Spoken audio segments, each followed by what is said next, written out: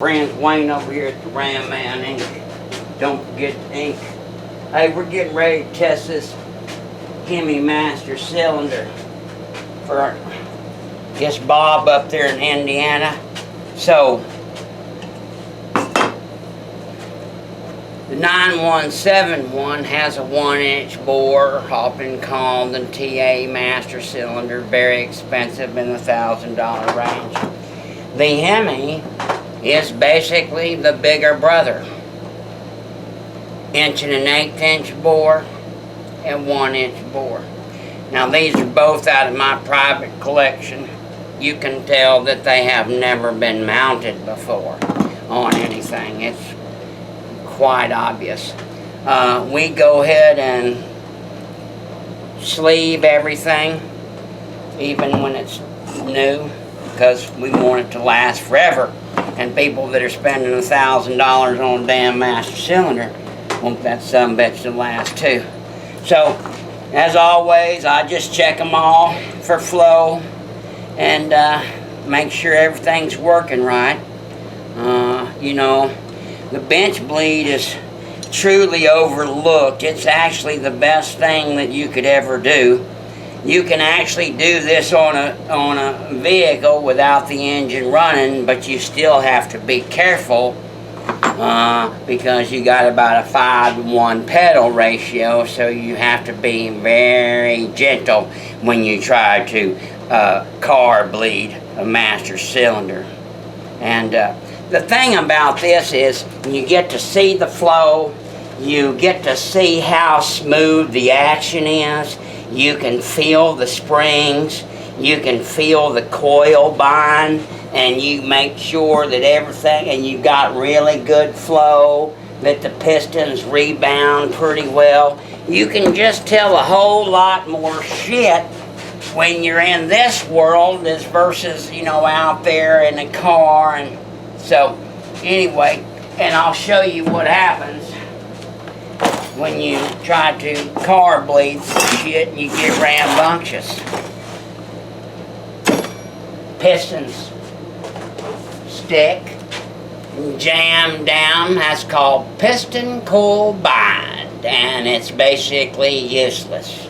That's from slamming down with too much force, bolting it on a car.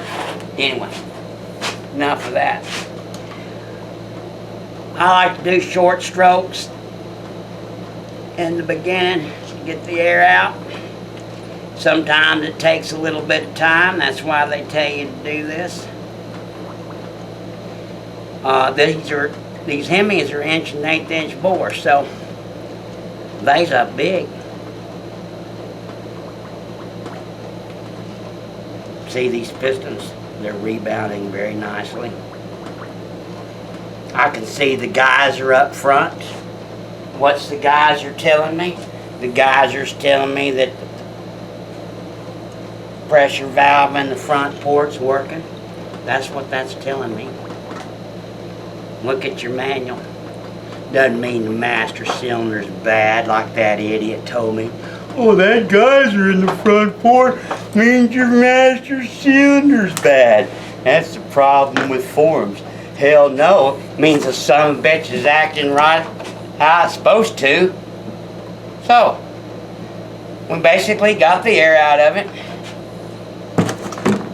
Pistons are really smooth. They rebound really well.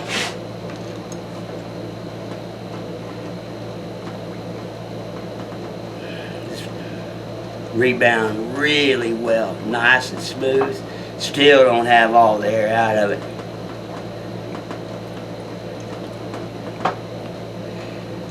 Short strokes.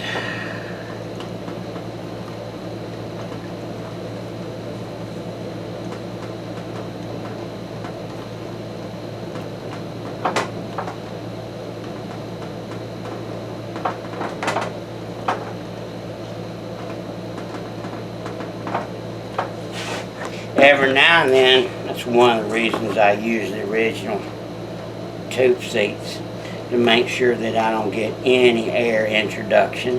This tube seat was a little bit loose, That's one of the reasons why I use the original ones. Of course, I take it to the nth degree. I'm looking for all the flow and all there. It's kind of like we're dyno testing this thing almost, getting it to its max.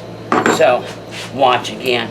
I actually did that on purpose. But, you know, with your little plastic ones that screw in, you got your little clear tubes, they'll tell you if it's flowing. You can still get a whole bunch of information.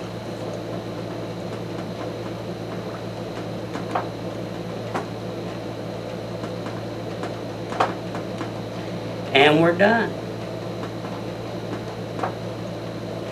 Yeah. Rear brake flow.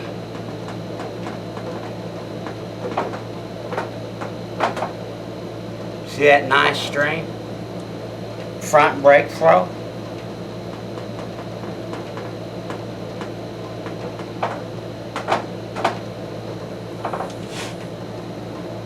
It don't get much better than that. God bless you. God bless America. And happy Mopar.